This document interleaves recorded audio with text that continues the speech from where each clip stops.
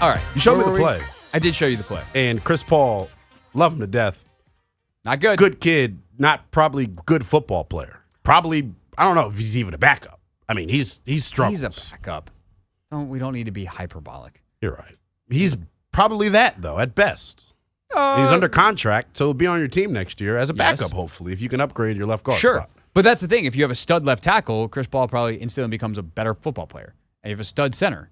He's playing next to a pretty damn smart left tackle. I don't know how much of a stud Leno is, but he's smart. Bro, one of the worst misses of the game is Charles Leno on a mental mistake. Oh, they missed the play where Terry, Howard makes the play on Terry in the red zone or the strike zone. Leno just doesn't squeeze down on a blitzer, and you're like, dude.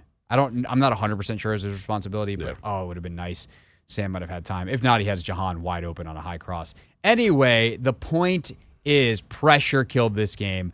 I think Sam has done a good job of elevating the offense, mostly off schedule, but the on schedule stuff just hasn't been there. And so what does that mean for Sam moving forward, I think is where you were at. Yeah, and that's every time I feel like I'm ready to make a definitive statement on Sam, he goes, let me show you this.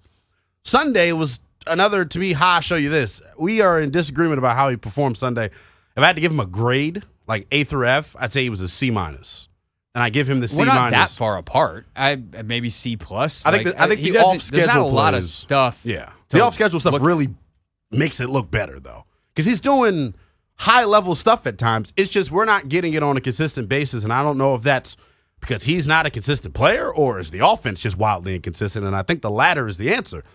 He's young. And that's what I think. And I'm guilty of it. I admit it all the time. I say I'm guilty of looking at him through the lens of a fifth-round quarterback. If he was a first-rounder, some of the conversations that we're having via radio wouldn't even exist. They sound stupid because he's clearly the guy, right? Like, this is his first year starting. You've got all these bad parts around him. They put a million things on his plate. They put a million things on his plate, and we're expecting him to go out and succeed. It's hard to do it. But my thing is, if he was a first-rounder, and I'm guilty of it, like I said, I would be like, hell yeah, he's the starter next year. Why would you abort your young quarterback after one full season? So, but he's not. And so, if you love Jaden Daniels or whatever quarterback is available to you, then I think you have to make that consideration. And this is what I'll discuss a lot tonight on OT 6:30 to 10 on the Fan. Is it worth? And we had this discussion earlier about Caleb Williams. Is it worth putting one of these young quarterbacks in the same jacked up position that Sam is in right now? And I understand it's not going to be exactly the same. It's not going to be remotely the same. If it's anything close to the same. Unless you hit on every damn lineman in the draft. This offensive lineman class sucks in terms of free agency. It's not very good. Oh, free agency, So you're going to have to hit on every pick, which is just impossible to ask. Well, so here's the thing about O-linemen. This is something that I've learned doing the draft prep with Logan. Part of the reason O-linemen go high and are safe picks, relatively speaking, high is because the evaluating an O-lineman is actually fairly easy compared to a quarterback or a wide receiver. It's very black and white. Yeah, it's like this dude blocked really well in college. He's probably going to be good in the pros. His feet are good. His arms are this long. His feet are this good based off the shuttle times and what I see on tape, and he's going to be good. Joe Alt's going to be a good football player. We don't know if he's going to be a Hall of Famer. We don't know if he's going to just be solid, almost Pro Bowler, but Joe Alt's going to be a good football player. Fashanu, the kid from Penn State, he's going to be a good football player, right? So you feel pretty good, and they'll probably be pretty solid from day one if they're top 10 picks, right? So you get your left tackle there. There is a deeper guard market. There's no left tackles in free agency. But if you take Daniels at 4 or said quarterback at 4, you're not getting that plug-and-play piece. Sure, but you do have $100 million in cap space. You could go make a trade potentially. You have 3 top 30, let's say 38 or so picks. You could trade that Bears pick and something else for something. There's potential to make moves here, and I think that's the thing that I'm excited about for next year. Is I definitely think that it's probably worth buttressing the team around Howell, and then if Sam stinks, then you go next year. I think the risk is, do you miss your window? Can Sam get you to 8, 9 next year, and you're like, God, we need to upgrade a quarterback, and now you're picking at 15 again. I think that's the risk there, but I kind of feel like that risk is worth it if you can get stud left tackle, go get an edge with the pick to replace Sweat, and then on your own pick in the second round, go take a right guard or a left guard because you got Cosme. Like, go do that. Buttress the thing. And this gets back to the Bieniemy thing. Don't put so damn much on his plate. Like, this is why everyone loves Ben Johnson and why, like, I'm super high on him, when I know Grant's super high on him, why the whole league has him as the number one guy. One, he's a super dynamic personality and all that stuff. We had Adam Amin on the show on Friday, and I was like, is there anybody that you've talked to this year, coordinator-wise, in these production meetings that you were just like, man, that guy's definitely a future head coach? And he's like, Ben Johnson's in a class on his own. So that's something. But he also runs a system that is very quarterback-friendly. And I will say this, like, we had David Aldridge on the show earlier in the hour, and DA said something that was funny. I didn't have a chance to respond to it in time, but he goes, this is what we heard for years in Philadelphia. Like, Andy Reid throws the ball too much. Well, Andy Reid won Super Bowls with that approach when he got Patrick Mahomes. You can't throw the ball too much with Patrick Mahomes. It's not possible. He's too good. He breaks the rules. So what happens? So can you get into a different system that doesn't have that as an issue? Can you get into a different system that is more quarterback friendly, that is more San Francisco, more Detroit, more Miami? And if you get a really good one, then they look incredible, a la Tua this year. Or if you even get the right one, a la Brock Purdy in San Francisco, you can win a ton of football games. That's what I would like to see systemically, schematically, et cetera, for the setup for the future from the head coach and certainly for the offense, Sam or otherwise. Yeah, I mostly agree with what you said.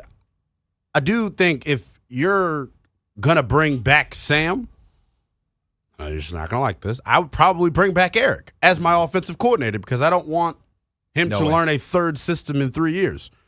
It's a West Coast system. It's not that hard.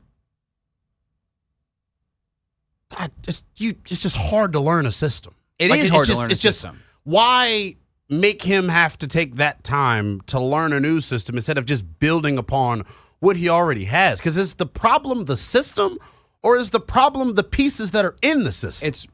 You can have both. But I think it's more the pieces. If you have both, pass protection, a lot of these conversations are moot. I don't know if it's moot. They're quieter, and we're talking about more winning, but like, which is the ultimate goal at the end of the day. Sure, but I don't care how you do it. I would tell you that this system has worked to maximal output with one guy, with Mahomes. And, like, I am not comfortable having Alex to was find... damn good in this system as well. He was good, but they ran a different... Like, it was a different... We were having this conversation before. Yeah, if this was the Alex Smith version of the system, I think I'd feel a lot better, to be honest. Yeah, like, they ran a ton of fullback. They ran the ball a ton. Like, Jamal Charles had monster years. It's not what they're running here, which is kind of bizarre to me. But even back in the day, like with Donovan McNabb, like Donovan was one of the best quarterbacks in the league, and they made it to 5 straight NFC championship games. But there was a ceiling on it. And I would rather look at the versions of it that the Shanahan-McVay tree, which would include Mike McDaniel in Miami, and includes to an extent, like it's very similar what they're running in Detroit, that is more balanced and is more designed to beat the way teams play defense now in the NFL. Not to say, like, Eric is smart. I don't think that Eric and Sam are a good fit. And I also, to end where we ended last week. Wow. I think that from the coaching staff standpoint, if you want to keep anybody, it's the special teams crew. But offense, defense, strip it down to the studs and start over. Give me a defensive-minded head coach that wants to rock with Eric Bieniemy and Sam for one more year because they're both under contract basically for one more year, and then you collect everything at the end because you have time to develop a team. You're not like you're Ron in year 4 of a 5-year deal trying to develop a quarterback. It sounds like he wants to make the same mistake as every other regime in the last 2 decades of Washington football. So I don't think hiring a defensive-minded coach is automatically going to pigeonhole you into those problems. Inherit stuff he doesn't want. How do you know the coach doesn't want it? That's the thing. That could be Eric's different. got a lot of relationships in this league. A lot of people speak highly about him, I'm sure. For sure. If you want to go hire Dan Quinn, Raheem Morris, Dan Quinn, Brian Flores, there are plethora of names that you can go with. I love that you included Flores, the guy McDaniel replaced in Miami. That is perfect full circle. Chef's kiss. It was replaced in Miami because the owner's a jackass and was That's doing part of some it, crazy stuff. And Brian Flores is a hell of a defensive coach, probably top 5 in the damn National Football League. I think Brian Flores is excellent leader defensive of men. coach. I'm more looking for a leader of men than I am an X's and O's guru. because they don't seem to play inspired. And that's frustrating as hell to watch. You know what I think is amazing, Anthony?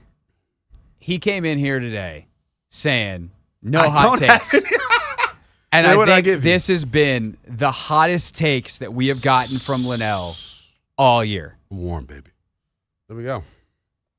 I love it, Lynnell. You like it, I love it, man. I love it. Can't get enough I of also thought he was joking because I know for a fact he had a lot on his chest. So I knew for a fact he had some hot It's takes. always a lot on this chest. We need this chest to get a little narrower.